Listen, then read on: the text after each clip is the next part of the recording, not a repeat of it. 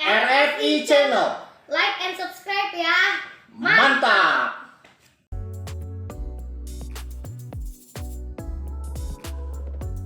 Seorang sales nggak usah takut, nggak usah ragu, maju terus dan tetap harus optimis, dan kita juga harus bisa turun tangan langsung untuk mengirim barang.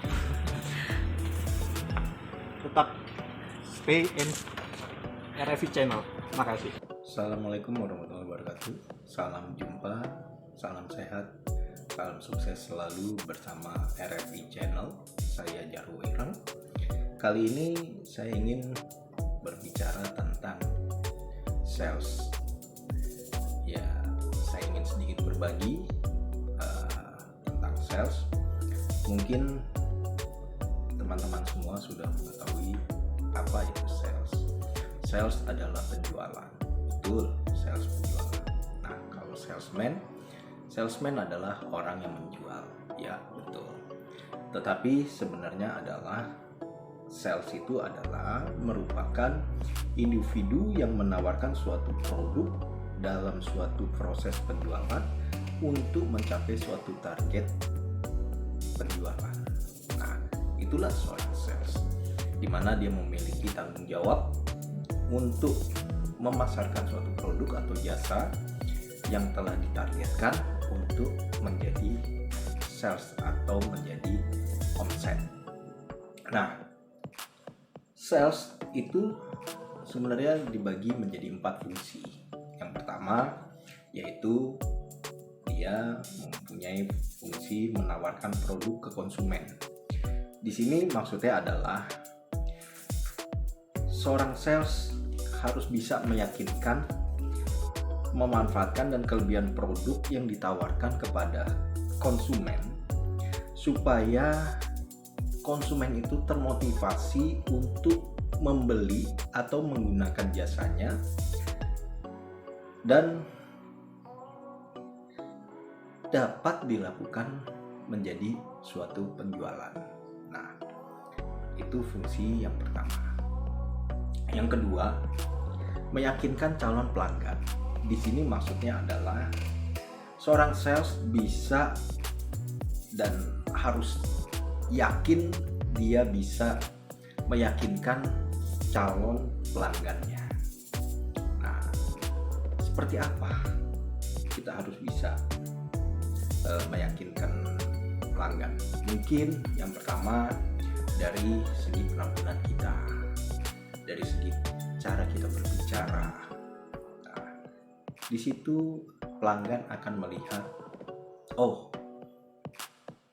biasanya pelanggan melihat dari pertama kali kita datang, bagaimana kita cara menyapa, bagaimana kita bisa berkomunikasi seperti itu.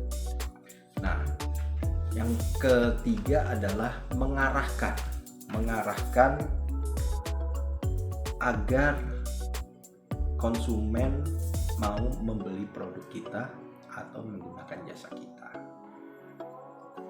Yang keempat, memenuhi kebutuhan pelanggan. Di sini maksudnya adalah kita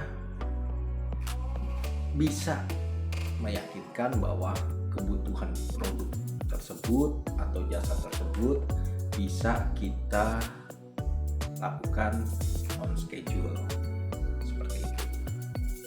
Nah, bagaimana sih kita, kiat-kiat apa sih yang harus menjadi kita agar menjadi sales yang sukses? Yang pertama adalah proof atau pendekatan kepada pelanggan. Nah, pendekatan kepada pelanggan ini sebenarnya sangat banyak cara. Yang pertama, ya kita pertama datang sekali, 2 kali, memperkenalkan diri, kita dari mana, nama kita siapa, seperti biasa. Nah, dari situ mungkin kita bisa tahu konsumen kita atau customer kita ini dia mempunyai hobinya itu mungkin apa. Nah, dari situ coba kita gali tentang hobi dulu, hobi customer kita.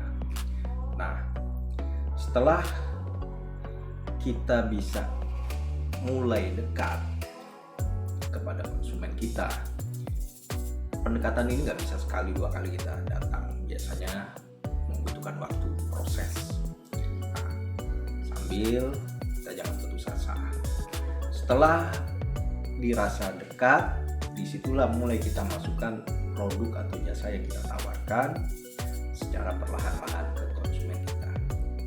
Kita yakinkan produk kita, jasa kita lebih baik dari yang lain. Nah, mulai kita di situ melakukan penjualan atau selling. Nah, setelah kita lakukan penjualan atau selling, kita lakukan juga presentasi di dalam saat menjual. Ya, tadi kita harus bisa meyakinkan bahwa produk kita memang benar-benar yang terbaik dan kita tidak hanya sekedar omdo atau omong doang. Nah, jadi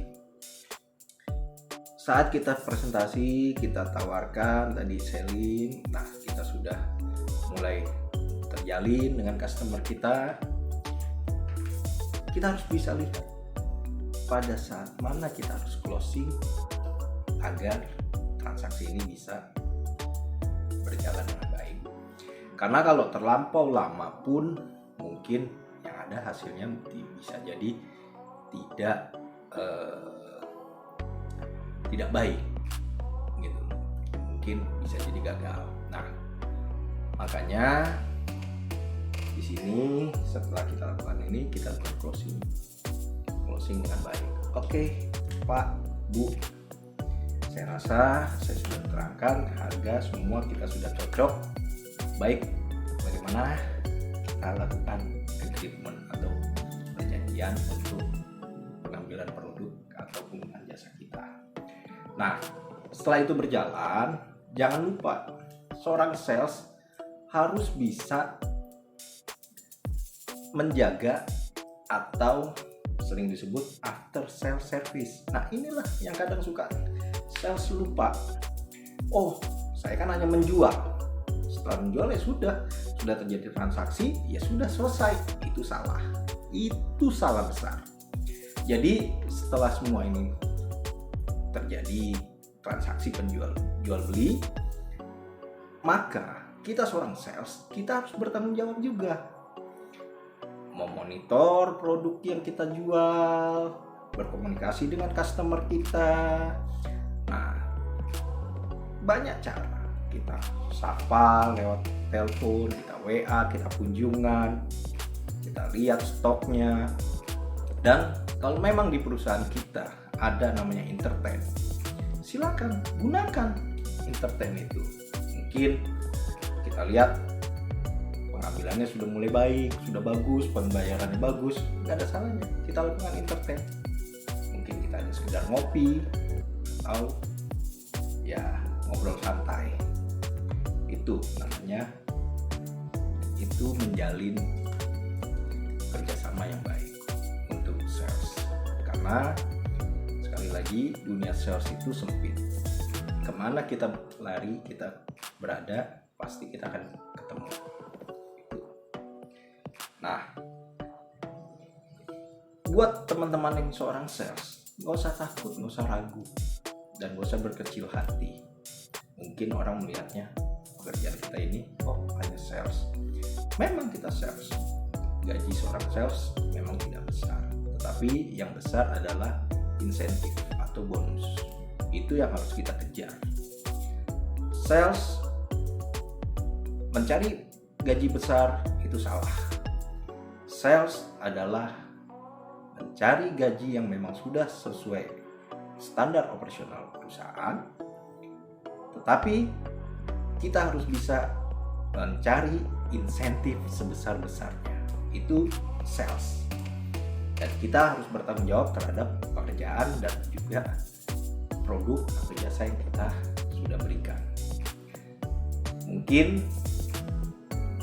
seorang sales selama ini takut atau ragu. Sekali lagi, nggak usah takut, nggak usah ragu. Tetap semangat, percaya. Insya Allah, kalau teman-teman yakin dan mengikuti SOP yang ada, insya Allah Anda akan berhasil menjadi seorang sales yang sukses.